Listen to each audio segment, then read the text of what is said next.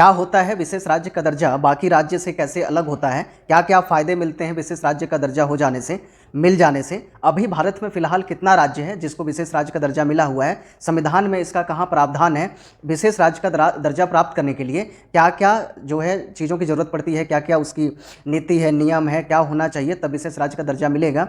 सबसे पहला भारत का कौन सा राज्य था जिसको विशेष राज्य का दर्जा मिला था, कब से ये शुरू हो रहा है, इसकी शुरुआत किसने की थी, ये तमाम तरह के कई सारे प्रश्न हैं जो एग्जाम में पूछे जाते हैं, अक्सर आते हैं और आते रहेंगे।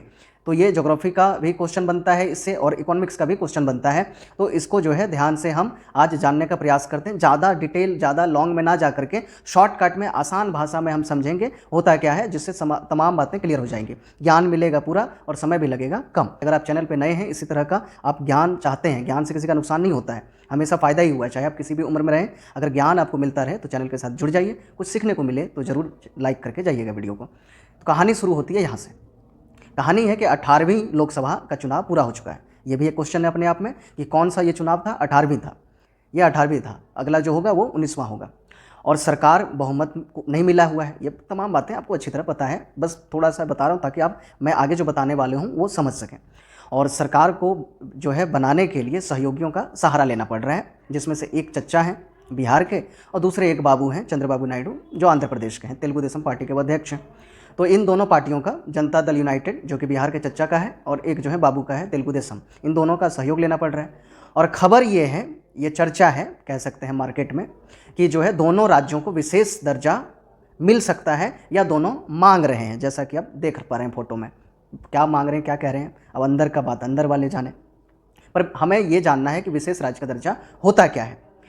विशेष राज्य का दर्जा का पहली बात कि संविधान में कहीं प्रावधान नहीं है, इसके लिए कोई आर्टिकल, कोई अनुच्छेद, अलग से कोई चर्चा ऐसा नहीं है। हाँ, एक आर्टिकल था एक राज्य के लिए जो कि आप सभी बहुत अच्छे से जानते हैं, नहीं जानते हैं, कौन सा, अरे वही 370 किसको मिला था, हाँ गुड, जम्मू कश्मीर को, तो हट गया।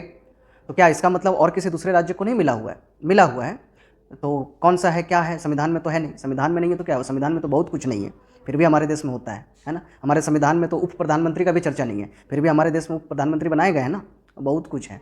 चलिए इस सब बातों को जाने देते हैं, बात करते हैं कि विशेष राज्य का दर्जा आखिर मिलता किसको है। तो ऐसा राज्य जो आर्थिक रूप से, सामाजिक रूप से और भौगोलिक रूप से पिछड़ा हुआ। नहीं समझ में आया, बहुत शुद्ध हिंदी हो गया का।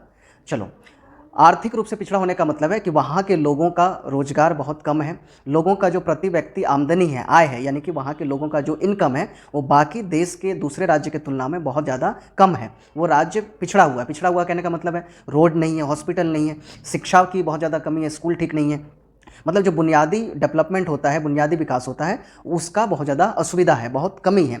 लोगों का जो जीवन स्तर है, यानी कि कमाई धमाई जो कह लें, खान पान कपड़ा लत्ता, सब बहुत ज़्यादा पिछड़ा हुआ है बाकी राज्यों की तुलना में। आप इंग्लिश में कह सकते हैं आज के ज़माने में लाइफ स्टाइल जो है थोड़ा सा डाउन है बाकी कंपैरिजन में, दूसरे राज्य के हिस्से में। क्यों? क्योंकि वहाँ संसाधन बहुत कम है। संसाधन कम है यानी कि वहाँ पे जो है ना कोई खनिज पदार्थ है, कोयला वगैरह, सोना चांदी जो भी निकलता है ज़मीन से, उस राज्य के पास उतना ज़्यादा है नहीं, जिसके वजह से वहाँ पे कोई बहुत बड़ा कारखाना नहीं है।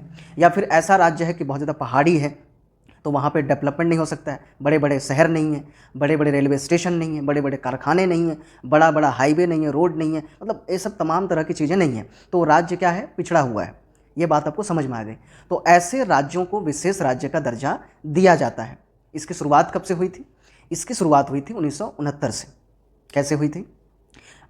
पांचवा जो वित्त आयोग था उसके जो अध्यक्ष थे महावीर त्यागी, उन्होंने इसकी सिफारिश की थी, या कह लीजिए शुरुआत की थी, पेशकश की थी विशेष राज्य का दर्जा देने की।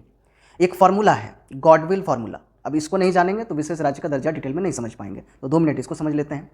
गॉडविल फार्मूला क्या है? ये जो महाशय आप देख रहे हैं फोटो में, इसका नाम है धनंजय रामचंद्र गॉडगिल। एक समाज वैज्ञानिक थे, सामाजिक वैज्ञानिक, मतलब ज्योग्राफी वगैरह ये सब जानते हैं, मतलब समाज कैसे ठीक हो सकता है इसके जानकार हैं, उसको कहते हैं सामाजिक वैज्ञानिक।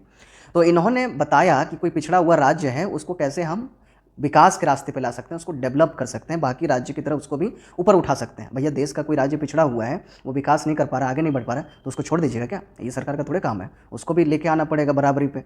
तो ऐसे राज्यों को क्यों ना कुछ विशेष सुविधा दी जाए, सेंट्रल गवर्नमेंट की तरफ से, यानी कि केंद्र सरकार की तरफ से, जिससे वो मुख्य धारा के साथ जुड़ सके, यानी कि वो भी बाकी राज्यों के साथ बराबरी में लगभग आ सके।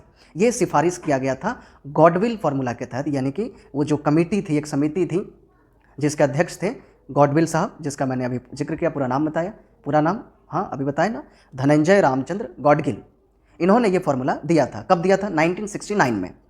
और इसी फार्मूला के तहत 5वें वित्त आयोग के जो अध्यक्ष थे महावीर त्यागी, उन्होंने सबसे पहले 3 राज्य को, भारत के 3 राज्य को विशेष राज्य का दर्जा देने का सिफारिश किया था और दिया भी गया था। तो वो पहले 3 राज्य थे, असम, नागालैंड और जम्मू कश्मीर।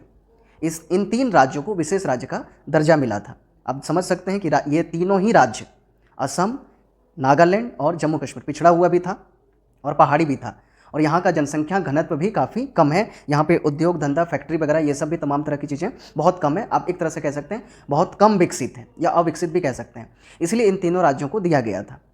इसके बाद और भी 8 राज्यों को दिया गया, तो टोटल 8 और सबसे पहले दिए गए थे 3, तो हो गए 11। मतलब भारत में अभी टोटल 11 राज्यों को विशेष राज्य का दर्जा मिला हुआ है। बाद में 8 राज्य कौन कौन है? भारत का उत्तरी पूर्वी जो पहाड़ी राज्य हैं, 7 राज्य हैं टोटल, जिसको 7 सिस्टर कहते हैं। उन 7 में आप अच्छी तरह जान सकते हैं। पहला तो असम और नागालैंड 2 तो पहले ही आ गए थे, उसमें और जो है जोड़ दीजिए बाकी का 5। अरुणाचल प्रदेश है, इसके अलावा त्रिपुरा है, मेघालय है, मणिपुर है, मिजोरम है, और एक जो है सिक्किम है। इसको आप इसका भाई कह सकते हैं, 7 बहनों का। तो इधर उत्तर पूर्वी राज्यों में ये पहाड़ी राज्य हैं, सिक्किम को मिला के 8 हो गए। और जो है एक इधर है जम्मू कश्मीर, 9 हो गए। और 2 और हैं पहाड़ी राज्य, आप समझ सकते हैं, वो हैं हिमाचल प्रदेश और उत्तराखंड। तो ये टोटल 11 राज्यों को वर्तमान में अभी इस समय विशेष राज्य का दर्जा मिला हुआ है। 2 राज्य और मांग रहे हैं, हालांकि 3 मांग रहे हैं, पर 2 की चर्चा ज़्यादा है। एक है आंध्र प्रदेश, चंद्रबाबू नायडू उसको मांग रहे हैं, और दूसरा मांग रहे हैं अपने बिहार के चच्चा नीतीश कुमार जी। ये दोनों राज्यों को विशेष राज्य का दर्जा मिलेगा नहीं मिलेगा, इसका कंडीशन है, इसकी शर्तें हैं कि किसको विशेष राज्य का दर्जा दिया जाएगा। अभी मैंने बताया कि पहाड़ी, अविकसित, अनडेवलप्ड होना चाहिए। तो बिहार जो है देखा जाए तो काफ़ी अविकसित है, मतलब भारत का सबसे गरीब राज्य है बिहार। तो इस हिसाब से तो देखा जाए कि मिल सकता है। लेकिन इसके साथ एक और लोचा है, उड़ीसा भी मांग रहा है विशेष राज्य का दर्जा, और विशेष राज्य का दर्जा देने से केंद्र सरकार पर बोझ बढ़ जाएगा। क्यों बढ़ जाएगा? पहले जानते हैं कि विशेष राज्य दर्जा मिल जाने से मिलेगा क्या। जो टोटल सरकार का जीडीपी आता है, यानी कि टोटल कमाई होता है सरकार का साल भर का, उसमें से 30% यानी कि 30% अकेले विशेष जो दर्जा प्राप्त राज्य है उसको देना पड़ता है। ये अलग बात है, देगा कि नहीं देगा वो बात का बात है, तो देना पड़ता है। तो ये एक बहुत बड़ा अमाउंट होता है, बहुत बड़ा जो है पैसा मिल जाता है, अब ये कह सकते हैं। इसके अलावा जो राज्य पे टैक्स लगाया जाता है, सीमा शुल्क होता है, आयकर होता है, दूसरे बहुत सारे टैक्स होते हैं, उसमें रियायत दी जाती है, यानी कि उसमें काफ़ी कमी की जाती है। इसके अलावा भी और 2-4 कई अलग अलग विशेष सुविधाएं दी जाती हैं, जिससे उस राज्य का डेवलपमेंट हो सके। ज़्यादा थोड़ा कह सकते हैं ध्यान दिया जाता है, थोड़ा वहाँ पे इन्वेस्टमेंट ज़्यादा बढ़ा दिया जाता है। तो विशेष राज्य दर्जा प्राप्त करने से ये होता है। तो बिहार को ये सारी सुविधाएं मिल सकती हैं।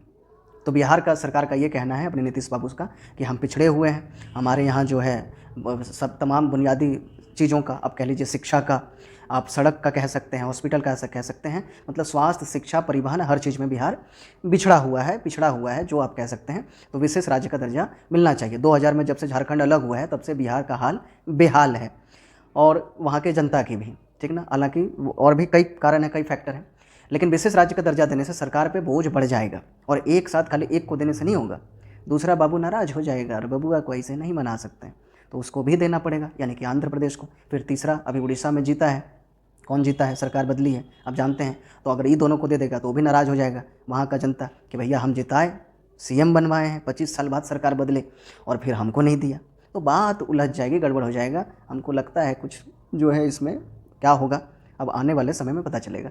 तो आपको विशेष राज्य दर्जा क्या होता है, विशेष राज्य जो दर्जा प्राप्त राज्य होते हैं उसको क्या क्या चीज़ें मिलती है, तमाम तरह की बातें आपको समझ में आ गई होगी। अगर कहीं कोई प्रश्न है, कोई डाउट है, कोई बातें समझ में नहीं आई है, छूट गई हैं, तो आप कमेंट करके बताइए, उसका आंसर देने का हम जरूर कोशिश करेंगे। ऐसा कैसा लगा वीडियो जरूर बताइएगा, और वीडियो को लाइक जरूर कीजिएगा। चैनल पर नए होंगे तो सब्सक्राइब करके जाइएगा, आगे आपको इंटरेस्टिंग वीडियो मिलते रहेंगे। धन्यवाद, जय हिंद।